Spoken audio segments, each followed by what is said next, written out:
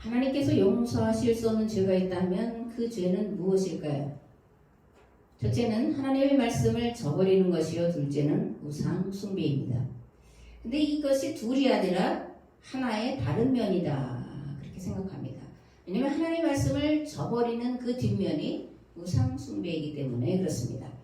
그런데 이보다 더 근원적인 문제가 있다, 저는 그렇게 생각합니다. 첫 번째는 하나님이 어떤 분이신지 올바로 알지 못하고 있다는 거예요. 두 번째로 하나님의 말씀이 무슨 뜻인지 모르고 있다는 겁니다. 우리가 성경을 잘 알고 있는 것 같지만 신해산 기하법 그리고 복음이 무엇인지를 사실은 잘 몰라요. 이게 어떻게 같은 건지도 모릅니다. 어떻게 연결되는지조차도 잘 모르고 율법과 복음으로 구분해서 생각하는 것이 오늘날 기독교의 신학인 것을 우리가 볼 수가 있습니다. 성경을 모른다, 하나님도 모른다 이러면 이제 아주 화날 분들이 많이 있죠, 그죠? 기도 좀 하고 신앙의 열린이 좀 있고 열심히 있는 성도들과 성경을 가르치는 이 목사님들은 분노할 거예요. 무슨 소리냐 내가. 박사학위도 있고 뭐 요즘엔 최소한 석사는 받아서 나오고 내 목회 경력이 몇 년인데 뭐 신앙의 연륜이 몇 년인데 하나님도 성경도 모른다고 하냐. 그러나 이 부분은 정말 우리가 들고 떨리는 마음으로 하나님 앞에서 그리고 하나님으로부터 판단을 받아야 될 중차대한 문제다라고 저는 생각을 합니다. 세 번째로 역사에 대한 바른 이해가 없다라는 거예요. 이것도 우리가 역사를 잘 알고 있다라고 착각을 하지만 그 어떤 사건에 대해서는 알지 모르겠지만 전체 역사의 흐름에 대해서 그리고 그 역사를 하나님이 어떻게 주관해 오셨는지 역사의 주관자이신 하나님이라는 말은 도대체 무슨 뜻인지에 대해서 우리가 잘 알고 있다 그거 대답하기가 쉽지를 않습니다. 근데 이 세 가지를 하나로 묶는다면 무슨 죄가 될까요? 모른다. 무지예요.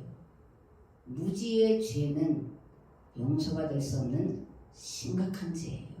특별히 말씀을 가르치는 자의 무죄는 영원히 용서가 될 수 없는 죄라는 것을 우리가 알아야 됩니다. 인간의 역사는 무죄의 역사였다라고 해도 과언이 아니다. 저는 그렇게 생각합니다. 특별히 종교의 역사 속에서 유대교와 기독교의 역사는 무지의 역사였다.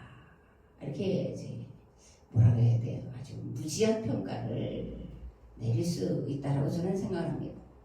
그리고 이런 하나님에 대한 무지, 성경에 대한 무지, 역사에 대한 무지가 역사 속에서 모든 인류와 피조물들을 고통 가운데 빠지게 한 원인이고 오늘에 이르러서는 오늘 우리 앞에 닥친 인류의 멸종이라고 하는 이런 데까지 몰리게 한 것이 무지의 죄다 이렇게 생각합니다. 이 세 가지 중에서 이제 역사에 대한 무지를 몇 가지 이렇게 열거를 해보겠습니다. 하나님은 역사의 주관자시죠. 옛날에 신학교 다닐 때 어떤 교수가 기도할 때마다 역사의 주관자이신 하나님은 사실 신학교 가서 그 말을 들었어요. 역사의 주관자이신 하나님 뭐 이렇게 막 기도를 하시던데 하나님이 그러면 어떻게 역사를 주관해 오셨을까? 첫 번째로는 심판과 멸망을 통해서 역사를 주관해 오셨다는 거예요. 이게 좀 이해하기가 어렵고 그렇지만 계약법을 어긴 것에 대한 심판과 멸망을 통해서 하나님은 세상의 역사를 주관해 오셨습니다. 두 번째로 성경을 재해석하는 일들을 통해서 역사를 주관해 오셨습니다. 이스라엘의 역사를 보면 하나님과 맺은 계약법을 어긴 결과 심판과 멸망을 당하고 그래서 뿔뿔이 흩어졌거나 아니면 바벨론에서 이렇게 모여서 노예살이를 또다시 경험하거나 또 2000년 동안 나라 없이 떠돌이 생활했던 것을 볼 수가 있습니다. 반면교사 삼아야 된다 이렇게 말씀을 드렸죠.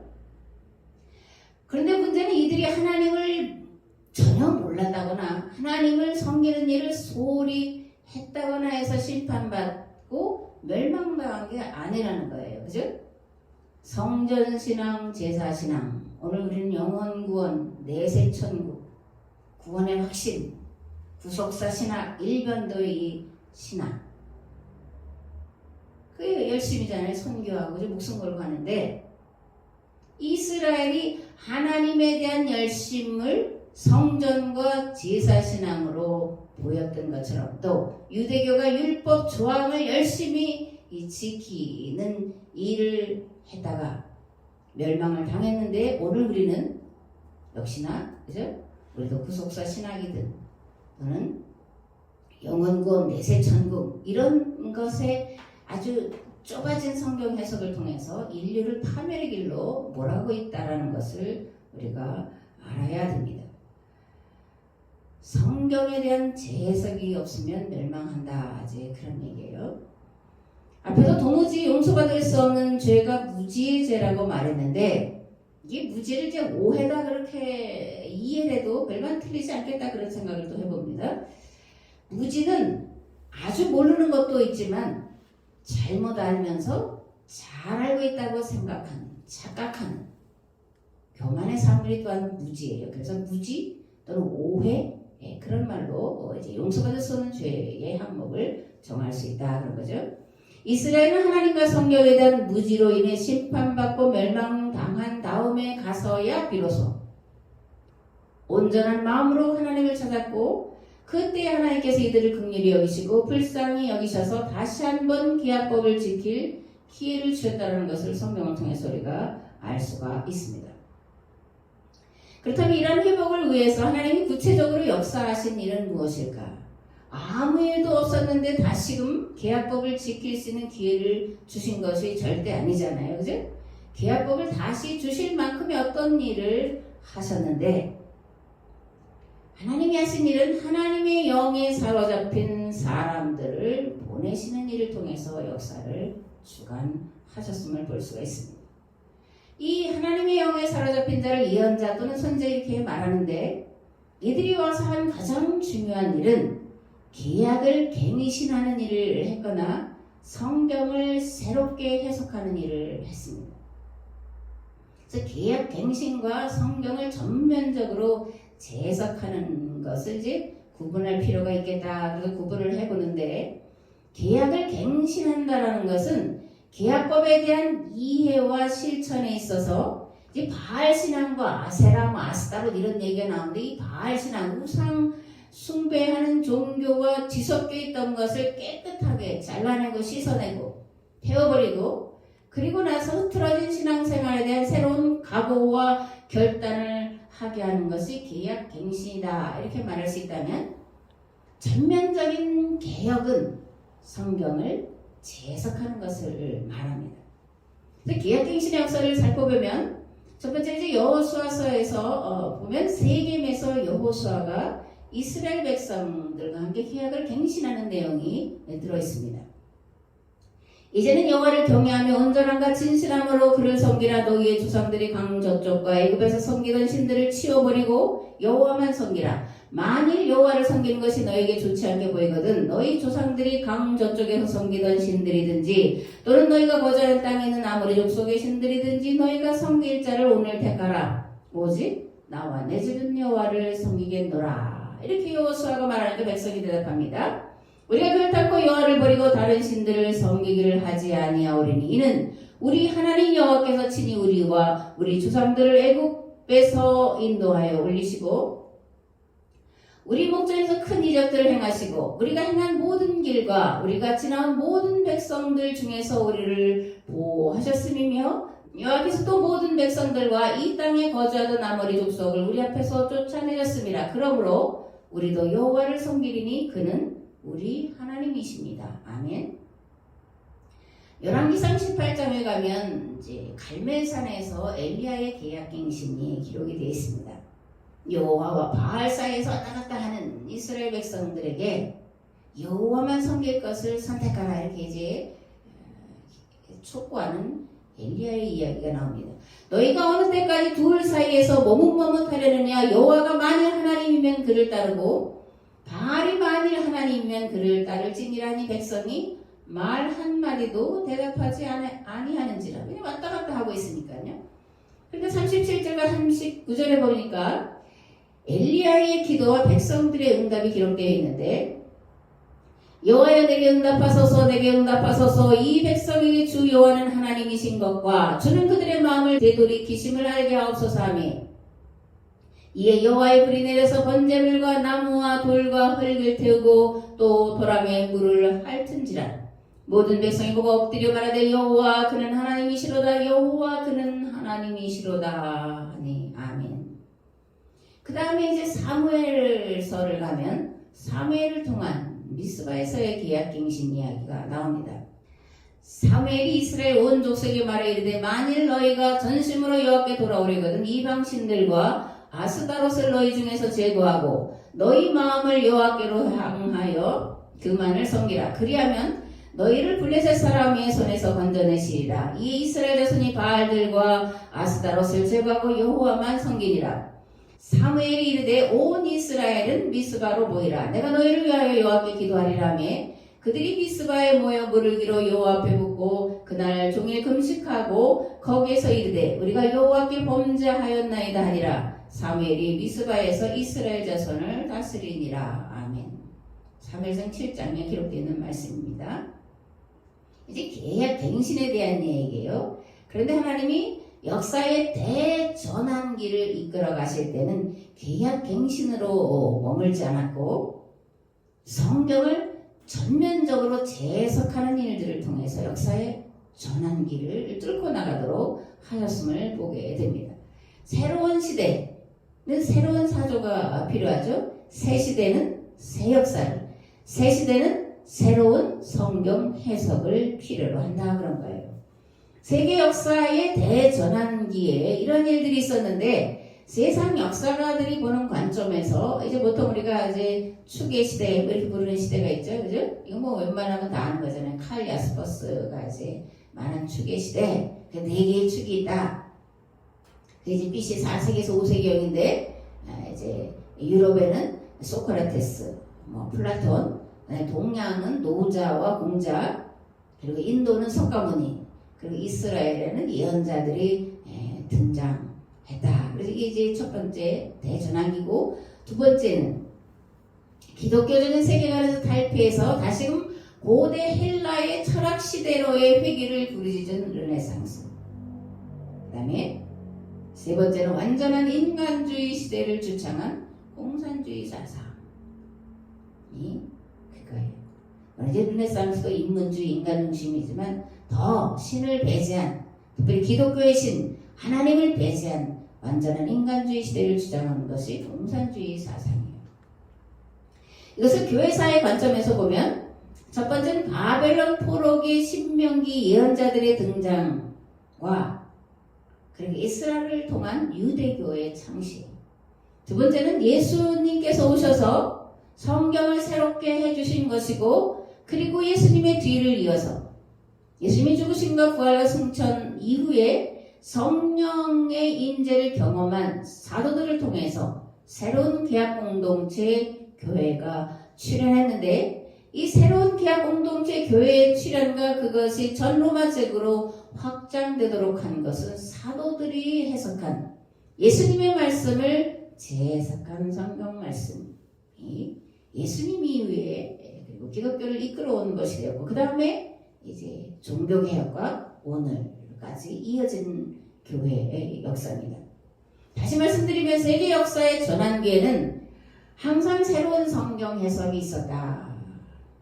바벨론 포로기에 등장한 신명기 예언자들을 통한 계약법의 재발견과 함께 역사의 주관자이신 하나님을 비로소 발견한 것과 신명기와 예언서들을 통한 이스라엘 역사에 대한 재해석, 그리고 예수님과 사도들을 통한 새로운 성경 해석, 그리고 종교개혁기에 있었던 성경 해석이 그것이다. 이렇게 말씀을 드리는 거예요. 앞에서 전환기와 변혁기의 공통점에 대해서 말씀을 드렸는데 성경에 대한 재해석이 전환기와 변혁기의 공통점이다. 이렇게 말씀을 드렸습니다. 그런데 이러한 재해석 그리고 새로운 신앙의 전환점에 발판이 된 것 뭐라고 그랬어요? 불행하게도 그 시대가 하나님에 대한 성경에 대한 오해, 무지로 인해서 심판받고 멸망당한 다음에 일어난 일이라는 거예요. 문제는 이게 오늘날도 여전히 동일하게 우리 가운데 일어나고 있다는 것이고, 이게 인류 역사에 있어서 비극 중에 비극이고 우리는 그 비극의 끝자락에 와 있다 그러는 겁니다.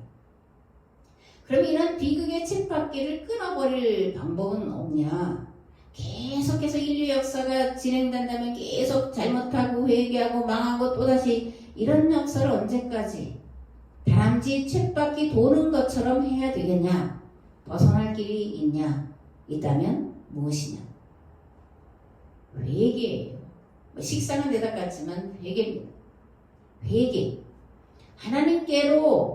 하나님과 맺은 계약법과 그 정신으로 돌이키는 것만이 인류 역사에서 되풀이되고 있는 심판과 파국의 쳇바퀴를 끊어버릴 수 있는 유일한 길이라는 거예요. 하나님과 맺은 계약법 정신과 그 정신을 지키는 것으로 돌이키는 것만이 비극의 쳇바퀴를 끊어버릴 수 있다. 오늘 우리가 살아갈 수 있는 우리 이후 세대가 생존할 희망을 가질 수 있는 유일한 길이다. 아멘. 또 하나 알아두어야 할 것이 있는데, 그럼 회개는 매 시대마다 똑같냐? 아니라는 거예요. 매 시대마다 또는 각 시대마다 그리고 대상마다 회개할 거리가 다르다는 거예요. 이스라엘 역사를 보면 이 세례 요한이 유대 광야에서 등장해서 회개의 세례를 베풀면서 회개하라고 한 건 뭐냐면 시내산 기약법을 지키지 않는 것에 대해서 회개하라고 말씀을 했어요. 예수님을 십자가에 못 박아 죽게 한 유대인들을 향해서는 예수님을 십자가에 못 박아 죽게 한 것과 부활을 믿지 않는 것을 회개하라고 유대인들에게 선포했습니다. 그럼 사도 바울은 이방인들에게 무슨 죄를 회개하라고 그랬을까? 사도들은 이방인들에게 무슨 죄를 회개하라고 그랬을까? 우상 숭배예요. 너희들이 하나님을 알지 못해서 헛된 우상을 섬겼다. 그러므로 하나님을 올바로 섬겨야 된다. 이렇게 우상 숭배 죄를 회개하라고 사도 바울은 선포를 했습니다. 그렇다면 오늘 교회는 무엇을 회개해야 될까? 가장 시급하고 중요한 건 성경에 대한 재해석이 없다라는 것에 대한 회개다. 그렇게 생각합니다. 재해석이 멈춘 결과 인류를 멸종위기로 몰아가고 있는 과학 문명의 이기와 인간 이성의 절대화가 등장을 한 거예요. 재해석이 멈춘 결과 함께 더불어 살아가야 할 자연 만물을 마음대로 훼손하고 개발이라는 명목으로 무분별하게 파괴하고 착취하는 결과를 빚었다는 것을 회개해야 돼요. 무엇보다 신해산 기약법과 복음에 대한 무지로 인해 세상을 구원해야 할 영원 구원이 아니라 세상을 구원해야 할 교회가 세상의 악의 관영에 대해서는 무관심하고 구원받았다가는 확신신앙 속에 세상이 파멸로 빠져가는 것을 보면서도, 지난 금요일에 우리가 성경을 나눴잖아요. 주여 어서 오시옵소서. 마라나다. 종말이 됐다. 우리는 들려 올라간다. 안 믿는 세상은 지옥불에 빠진다. 이걸 철저히 회개해야 된다는 거예요. 아멘. 호세아서 10장 1절에서 15절 말씀을 봉독하겠습니다. 이스라엘은 열매가 무성한 포도농을 열매가 많이 맺힐수록 제단도 많이 만들고 토지의 수확이 많아질수록 돌기둥도 많이 깎아 세운다. 그들의 마음이 거짓으로 가득 차 있으니 이제는 그들이 죄값을 받는다. 하나님이 그들의 제단들을 파괴하시고 돌기둥들을 부수실 것이다. 우리가 주님 두려운 줄 모르고 살다가 임금도 못 모시게 되었지만 이제 임금이 있은들 무엇에다가 쓰랴 하며 한탄할 날이 올 것이다.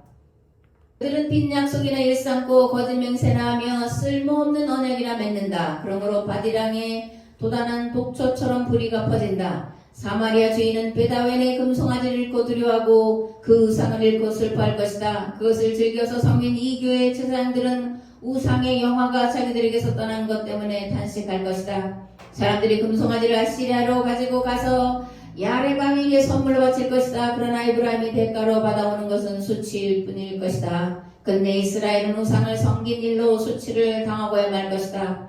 사마리아는 멸망하게 되었다. 왕은 물 위로 떠내려가는 나무 토막과 같다. 이제 이스라엘의 죄악인 아웬 산당들은 무너지고 가시덤불과 엉겅퀴가 자라 올라서 그 재단들을 뒤덮을 것이다. 그때 백성들은 산들을 보고 우리를 숨겨다오, 또 언덕들을 보고 우리를 덮어다오 하고 호소할 것이다. 이스라엘아, 너는 기브아에 살던 때부터 죄를 짓기 시작해서 이제까지 죄를 짓고 있다. 거기에서부터 나에게 반항하였으니 어찌 전쟁이 기브아에서 죄 짓는 자에게 미치지 않겠느냐. 내가 원하는 그때 이 백성을 쳐서 벌하겠다. 이방 나라들도 나와 함께 이 백성을 칠 것이다. 나 주를 떠나고 우상을 섬긴 이 두 가지 죄를 벌하겠다.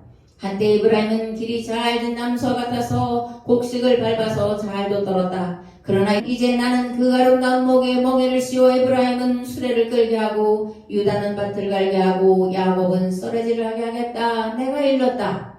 정의를 뿌리고 사랑의 열매를 거두어라. 지금은 너희가 주를 찾을 때이다. 묵은 땅을 갈아엎어라. 나 주가 너희에게 가서 정의를 비처럼 내려주겠다. 그러나 내가 일렀다. 그러나 너희는 밭을 갈아서 죄악의 씨를 뿌리고 반역을 거두어서 거짓의 열매를 먹었으니 이는 내가 병거와 많은 수의 군인을 믿고 마음을 놓은 탓이다. 그러므로 네 백성을 공격하는 전쟁의 함성이 들려올 것이다. 베다벨이 살만에게 공격을 받고 파괴된 날과 같이 너희 요새들이 모조리 파괴될 것이다. 그날의 자식들이 박살난 바로 그 바위 위에서 어머니들마저 박살나지 않았느냐. 베드라, 내가 그것과 똑같이 너희들에게 하겠다. 너희가 지은 심히 무서운 죄악 때문에 그렇다. 이스라엘 왕은 전쟁이 시작되는 새벽녘에 틀림없이 잡혀 죽을 것이다. 이게 호세아가 북이스라엘의 그 멸망받을 죄에 대해서 이렇게 선포를 하는 거예요. 내가 일렀지 않냐? 그런 너희들은 거역했다.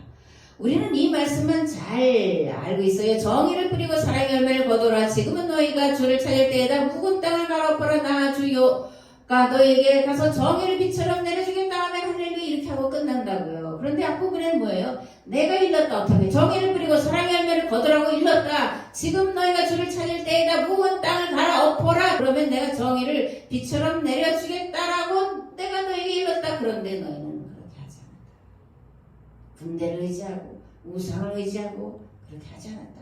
제사 드린다고 베델에 갔지만 우상을 숭배하는 헛짓거리들을 했다. 그래서 멸망당한다. 이렇게 호세아는 선포를 하고 있습니다. 하나님 말씀을 저버리며 우상 숭배 때문에 반드시 이스라엘은 망한다라는 거예요. 내가 일렀다. 그러나 그 사이에 있는 것만 우리는 좋아해요. 그러나 이 말씀은 이렇게 하라고 일렀지만 듣지 않았다라는 것을 책망하는 말씀이라는 것을 알아야 됩니다. 정의를 뿌리고 사랑의 열매를 거두어라. 지금 너희가 주를 찾을 때다 묵은 땅을 갈아엎어라. 그러면 나 주가 너희에게 가서 정의를 빛처럼 내려주겠다. 얼마나 좋아요. 그 다음에 그러나가 붙어있다라는 것을 망각해서는 안 됩니다. 그러나 이스라엘이 계약으로 돌아오라고 그러면 살리시라고 하는 호세아의 간곡한 호소의 말씀을 듣고도 끝끝내 돌이키지 않았고 호세아가 선포한 다음에 30년 뒤에 아시리아에게 처절하게 멸망을 당한 거가 역사의 증언이에요. 하나님의 말씀을 저버림이란 무엇을 두고 하는 걸까? 신의 산기약법을 저버리는 것을 하나님을 저버렸다 그렇게 말하는 거예요. 시편 146편을 보니까 신의 산기약법의 내용이 무엇인지 잘 말해주고 있더라고요. 주님은 하늘과 땅과 바닷속에 있는 모든 것을 지으시며 영원히 신을 지키시며 억눌린 사람 위에 공의로 재판하시며 굶주린 사람에게 먹을 것을 주시며 감옥에 갇힌 짓을 석방시켜 주시며 눈먼 사람에게 눈을 뜨게 해주시고 낮은 곳에 있는 사람을 일으켜 세우시는 분이시다. 주님은 의인을 사랑하시고 나그네를 지켜주시고 고아와 과부를 도와주시지만 악인의 길은 멸망으로 이끄신다. 너희는 힘있는 고관을 의지하지 말며 구원할 능력이 없는 사람을 의지하지 말아라. 야곱의 하나님을 자기의 도움으로 삼고 자기 하나님이신 주님께 희망을 거는 사람은 복이 있다. 아멘. 이 말씀이 이사야서 61장을 이렇게 시로 한 것 같다 그런 생각이 듭니다. 이사야 61장도 이제 희년에 대한 거잖아요. 그죠? 가난한 자에게 아름다운 소식을 전하게 하시려고 주의 영이 내리셨다. 나를 보내서 마음이 상한 자를 고치며 포로된 자에게 자유를 갇힌 자에게 노임을 선포하며 여호와의 은혜와 우리 하나님의 신원의 날을 선포하며 모든 슬픈 자를 위로하되 무릇 시온에서 슬퍼하는 자에게 화관을 주어 그 죄를 대신하며 기쁨의 기름으로 그 슬픔을 대신하며 찬송의 옷으로 그 근심을 대신하게 하시고 그들이 의의 나무 곧 여호와께서 심으신 그 영광을 나타낼 자라 일컬음을 받게 하려 하심이라. 아멘.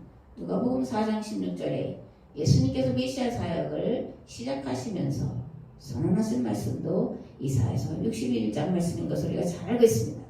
하나님 모든 인류와 모든 만물들이 하나님이 창조하신 창조의 법과 질서와 원리를 따라 조화와 균형을 이루며 자유롭고 아름답게 살아가기를 원하시는 줄 믿으시기 바랍니다. 서로 자기 재산과 자기 생명을 자기 것을 하지 않고 나누어 평균케 한 삶을 살기를 원하시는 분이신 줄 믿으시기 바랍니다. 선한 것을 뿌리고 선한 열매를 풍성히 거두기를 원하시는 좋으신 하나님 아버지이신 줄 믿으시기 바랍니다. 아멘. 그 우상 숭배는 뭘까요? 골로새서에 보니까 사도 바울은 우상 숭배를 탐욕이다. 탐욕이 곧 우상 숭배다 이렇게 말합니다. 그러므로 땅에 있는 지체들 음란, 더러움, 정욕, 악한 욕망, 탐욕을 죽여라. 탐욕은 우상 숭배다. 탐욕이 우상 숭배라는 말은 무슨 뜻일까요? 우상이라는 것은 어떤 실체 그런 것보다는 우리의 마음속 깊이 박혀있는 자기만을 위하고자 하는 마음, 악한 계획과 악한 행위를 정당화시키는 것, 투기를 정당화시키는 것, 이런 것이 다 들어갑니다. 권력을 가지고 사람들 약자를 괴롭히는 것, 이게 다 탐욕 속에 들어가 있는 몸들이어서 다 우상 숭배라는 거예요. 그러면 이제 우상 종교의 가장 큰 특징이 있어요. 뭐냐면 뭘까? 기복이에요. 복을 비는 겁니다. 이런 복을 비는 기복신앙은 사실 신화시대라고 하는 아주 고대의 인류의 문명이 발달하기 이전 시대의 신앙의 형태예요. 나무나 바위나 그죠? 크고 거대한 짐승들을 섬기고 일식이나 이런 것들을 가지고 신에 좋아하다 그래서 이제 빌고 하는 그 신화 시대에 기독교라고 하는 이 고등 종교가 탄생하기 전의 시대에 살아가던 사람들의 신앙 형태가 미신, 우상 숭배예요. 이러한 기복신앙의 특징은 요행수를 바라는 거예요. 헌신이나 희생이나 자기가 최선을 다해서 어려움을 뚫고 나가려고 하는 게 아니라 어떤 신적인 것에 의지해서 그 신적인 힘에 의해서 그것을 넘어가려고 회피하려고 하는 것이 이 우상종교의 특징이에요. 성경은 이와 정반대입니다. 성경의 원리는 뭐냐면 뿌린 대로 수고한 대로 그죠? 울며 씨를 뿌리는 자가 기쁨으로 그 단을 거두어 드리는 거예요. 많이 뿌린 자가 많이 걷는 게 성경의 또 창조의 원리예요. 수고하지 않고 씨 뿌리지 않고 뿌리되 조금 뿌려놓고 많은 것을 얻으려고 하는 것은 창조의 원리에서 벗어나는 거예요. 기독교는 기복종교가 아닙니다. 기독교는 온 세상을 하나님의 법이 통치하는 나라 곧 하나님 나라로 만들어가기 위해 존재하는 여호와 신앙 공동체예요. 나만을 위해 다른 사람은 어떻게 되든 상관하지 않은 그런 개인으로 이루어진 집단이 아니라 자기 생명을 내어줘 다른 사람을 살리고자 하는 생명 공동체, 사명 공동체가 기독교라는 것을 반드시 알아야 됩니다. 코로나가 창궐하고 이상기후로 인해 몸살을 앓고 있고 돼지열병이 번지고 있다는 소식이 들려옵니다. 어제 마트에 갔더니 돼지고기가 너무 비싸더라고요. 아마 더 오를 거예요. 이 돼지열병이 저 남쪽까지 퍼져가지고 어떻게 될지 지금 모르는데 이런 것을 볼 때에 우리가 뭘 느껴야 되냐? 하나님의 경고 사인으로 우리가 받아야 돼요. 하나님의 심판이 임박했다고 하는 경고의 나팔 소리로 들어야 돼요. 아멘 주여 어서 오시옵소서 마라나타 이렇게 해서는 안 된다는 거예요. 하나님의 경고의 나팔 소리가 분명하게 들려질 때 또 분명하게 듣는 자들은 엎드려 회개해야 되는 거예요. 목숨을 내걸고 내가 죽어 다른 사람이 살 수 있다면, 내가 죽어서 이 시대가 살 수 있다면 기꺼이 이 한 몸 바치겠습니다라고 들으면 들은 자는, 보이면 보이는 자는, 깨달으면 깨달은 자는 그 문제를 놓고 목숨을 걸어야 되는 거예요. 이사야는 이렇게 말합니다. 너희는 여호와를 만날 때에 찾으라. 가까이 계실 때 그를 부르라. 악인은 그의 길을, 불의한 자는 그의 생각을 버리고 여호와께로 돌아오라. 그리하면 그가 긍휼히 여기시리라. 우리 하나님께로 돌아오라. 그가 너그럽게 용서하시리라. 이는 내 생각이 너의 생각과 다르며 내 길은 너의 길과 다름이니라. 여호와의 말씀이니라. 이는 하늘이 땅보다 높음같이 내 길은 너의 길보다 높으며 내 생각은 너의 생각보다 높음이니라. 아멘. 오늘 세계 공동체인 교회가 하나님과 성경과 역사를 바로 알지 못한 무지의 죄를 회개할 때인 줄 믿으시고, 이러한 죄를 진정으로 회개함으로 이 세대를 살리기를 원하시는 하나님의 손에 붙잡힐 바 된 선한 도구가 되시길 우리 주 예수 그리스도의 이름으로 축복합니다. 이제는 길과 진리와 생명 되신 예수 그리스도의 은혜와 아버지 하나님의 무한하시고 극진하신 사랑하심과 성령님의 감동 역사하심이 이제 이 세대를 바라보며 우리가 진정으로 하나님을 찾으며 하나님께로 돌아가야 될 때인 것을 깨닫고 돌아가는 우리의 삶의 자리 위에, 이 교회 위에, 이 나라와 이 민족 위에 이제부터 영원토록 함께 하옵시기를 간절히 축원하옵나이다. 아멘.